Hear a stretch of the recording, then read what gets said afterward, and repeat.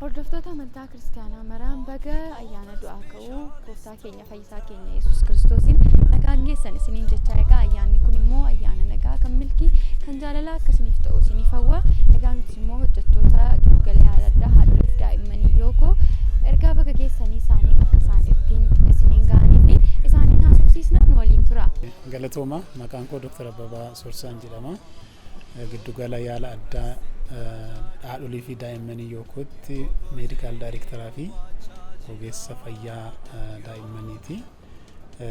Carraa kanaan fayyadamuun baga ayyaana du'aa ka'uu gooftaa keenya bara 2015 isin ga'e ayyaanichi kan nagaa kan gammachuu akkasiniif ta'u namu. An Dr. Sanbataa Guuttataan jedhama. Hakiima yookooti. Ispeeshaalistii dhukkuboota keessaatii fi ispeeshaalitii yaalii dhukkuba onneeti.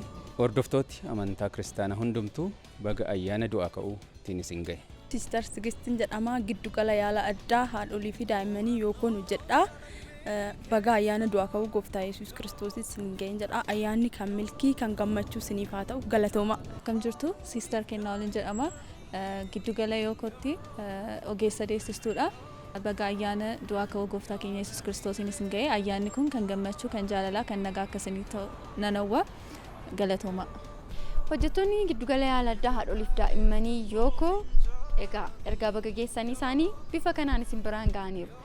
Egaa ammas irra deebi'uudhaan baga ittiin isin ga'e isiniin jecha ayyaanni kun kan jaalalaa kan milkii kan eebbaa isiniif haa ta'u. Egaa giddugala yaala addaa keenyatti koottaa yaalamaa wal'aanamaa isiniin jenna ayyaana gaarii.